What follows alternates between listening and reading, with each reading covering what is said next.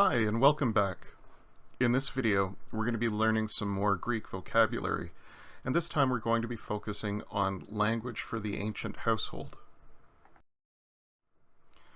There are several words for family roles.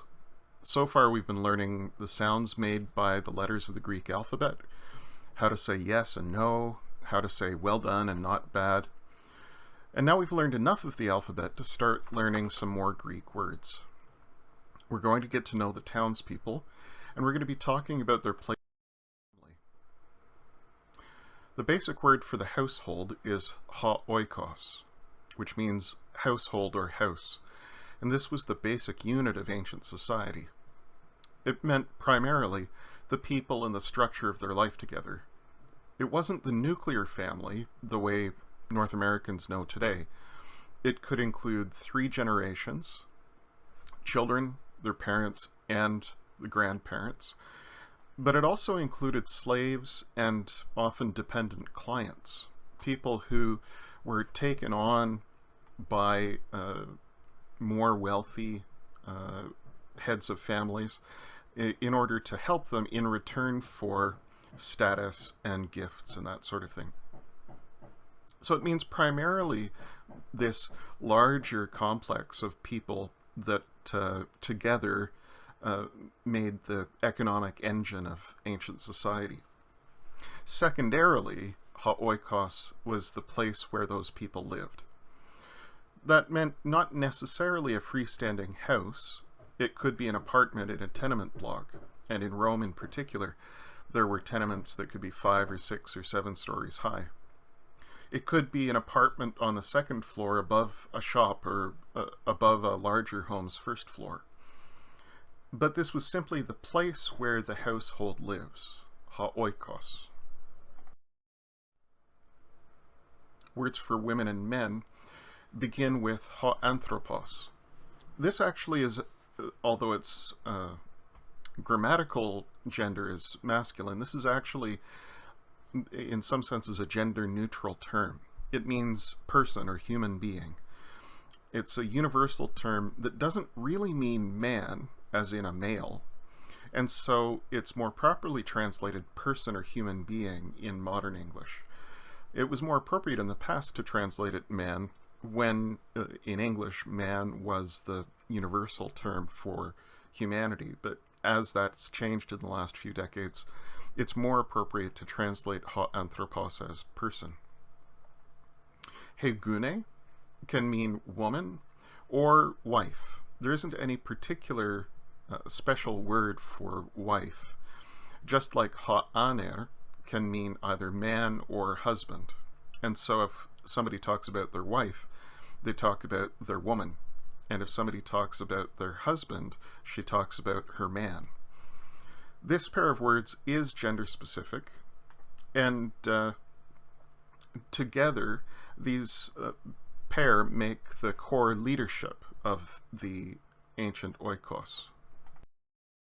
Another way of talking about these 2 core leaders of the ancient household is to refer to them as ha-pater, father, or he-mater, mother. Notice that these words sound quite similar to our English words father and mother. And this is especially true if we realize that some consonant sounds are closely related and often shift from one to the other when we move from one language to another.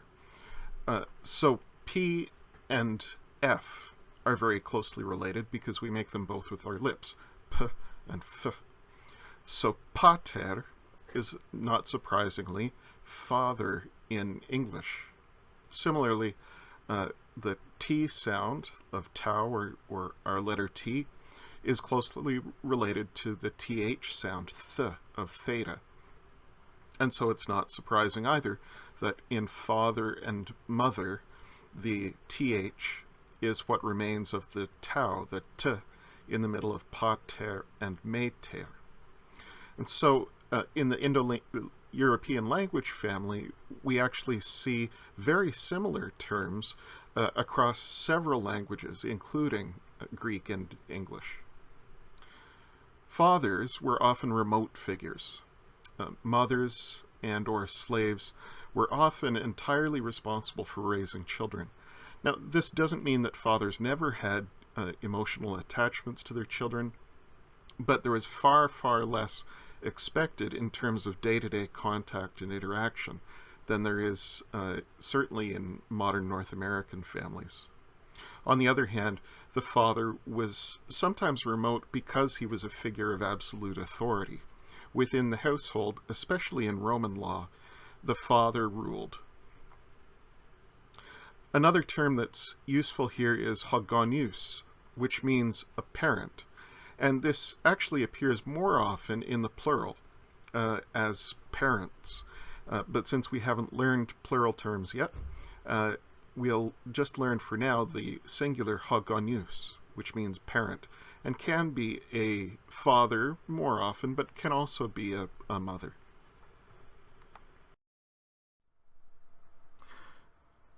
Ha pais, or hey pais, is one of the common words for a child, and this word can either be masculine or feminine, depending on the gender of the child. Ta teknon also means child, but here the term is neuter, and the neuter gender may reflect the attitude that children were genderless until they entered the adult world and were ready for marriage and procreation. There are also diminutive forms of ta pais, which now are gendered. Ha paidiskos means not just boy, but little boy, and he paidiske means not just girl, but little girl.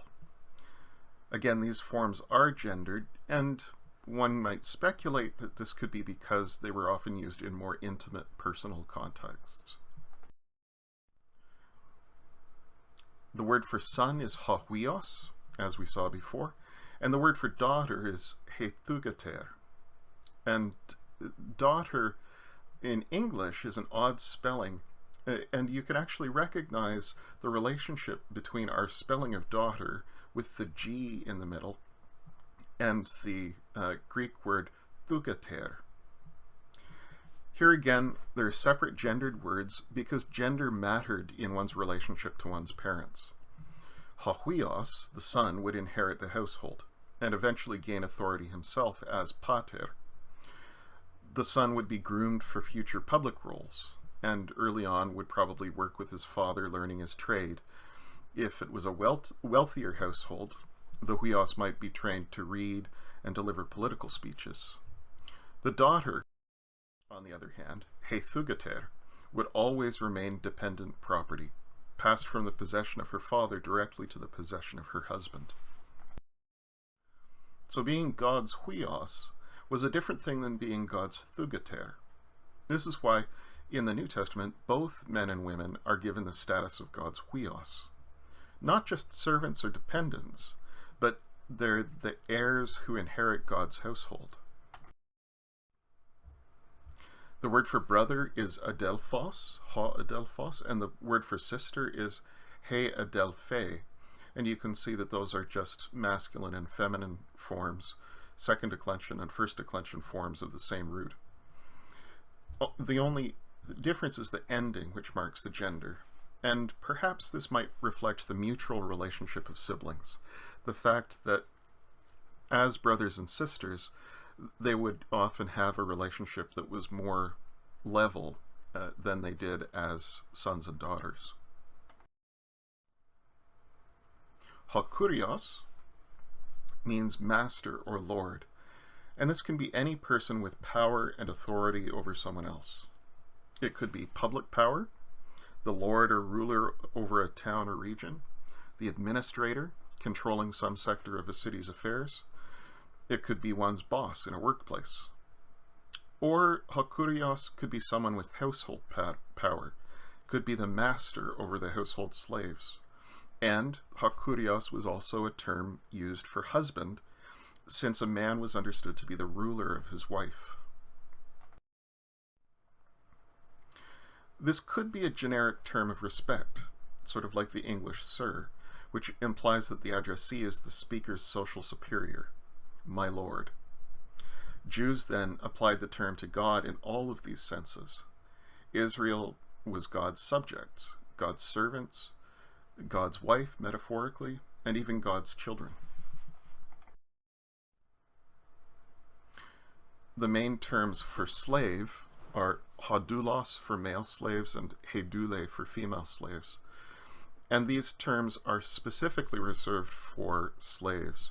They're often mistranslated servant in English versions of the Bible because we have such emotional responses to the language of slavery. But these almost always meant a slave, someone who was bought or sold in the Roman Empire. And very few servants outside of the Holy Land were not slaves, or at least recently freed slaves. There may have been less slavery in Judea and Galilee, but even there, servants were often under a bonded arrangement. They weren't simply employees free to come and go. The terms for children could also be used for slaves, and so slaves could be called pais, or even paidiskos or paidiske, reflecting the fact that they didn't have adult status in ancient Greco-Roman society. Like children, they were the property of the pater, and so being called pais, boy or girl, constantly reinforced their social inferiority in a way that's not unlike the way terms boy and girl were used in African American slavery in the last century.